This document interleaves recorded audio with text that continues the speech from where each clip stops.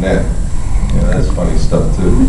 But I also, just the other day, I think this Lego thing is coming out. So I've been sort of doing that. But for me, I just want to keep Lando alive. Yeah. Yeah.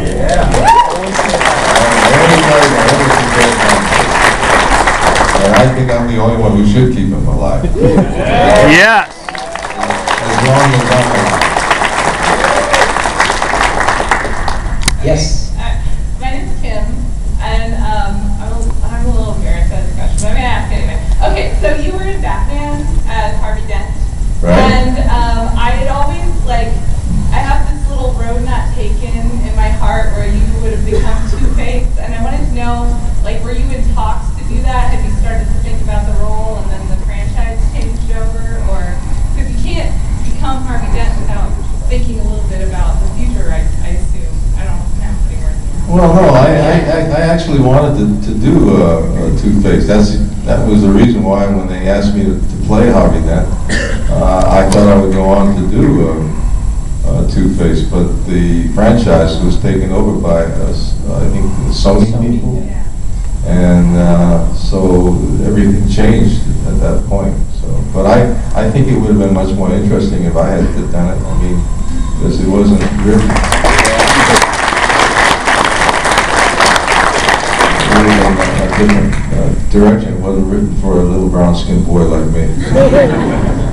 Okay, I was just, had you started to think about the character, or had you started what your take would have been? Because it's so different from the image we have of you. Well, I'm an actor, and I can go in any direction.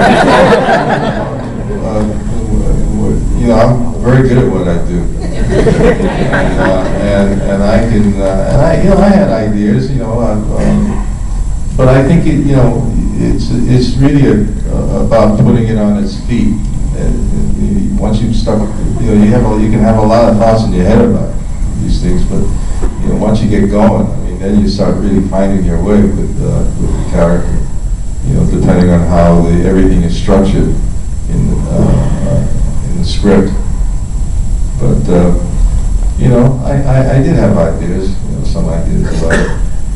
Thank you. Thank you. Hi, my name's Craig, and my mother had your Motown album that she played all the time, and I wanted My Motown? Yeah, it said Let's Misbehave, or... Oh no, that was a Prestige label. That was a jazz label. Okay, well, she played it all the time. Oh, really? Yeah. And we got to hear a little bit of your musical stylings earlier, and I was wondering if there's any music in the future for Billy Dee Williams. Well, no, that song, the song "A Taste of Honey" was written for me for the stage when I did it on Broadway with Joan Plowright, with Laurence Olivier's wife, and Angela Lansbury back in 1960. And that's how I got to do the album. But I never really considered myself a singer. And at that time, I worked with George Bourret and Douglas Cross, who wrote "I Left My Heart in San Francisco." They were real close friends of mine, and they were training me to become what they called at that time a chic East Side nightclub singer, a chanteur. And so that's. But I for a while I pursued it, but I really didn't. And I've often thought about doing it again, doing like love songs and stuff like that, the old standards.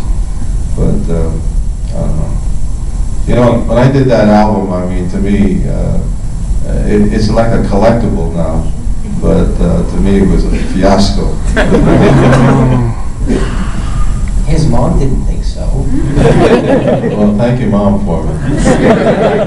Yes, ma'am. Hi, my name's Melissa. I was going to ask, what's it like working on Robot Chicken as compared to traditional animation shows? Well, Seth Green, he's like one of my little sons. And so I always have fun going over there when they call me up to do Robot Chicken, and it's just a lot of fun. I really thoroughly enjoyed it. And also with McFarlane, with these spring, what do you call it? The Cleveland Show. Cleveland Show, when I did that, that was, I enjoy it because it gives me an opportunity to, it's like when I do Kimball, he calls me up. He'll call me up in the middle of the day when they have some idea about ragging on somebody. So for me, it's an opportunity to sort of exercise my brand of humor, you know, to see where I can go with humor. It's like an exercise for me. My name is Matt. I'd like to thank you for being here with us and sharing your time. Thank you for being part of my childhood and what's inspired me for years. Oh, thank you. In your acting career, if there's any one role in past or in present that you would like to be able to go back and play, or if you could play, what would that be? Well, the character I always wanted to play was Duke Ellington, because I always figured that I had to be the only one who could really bring it up. And I tried to do it. I spent a lot of years trying to do it, but without any real success.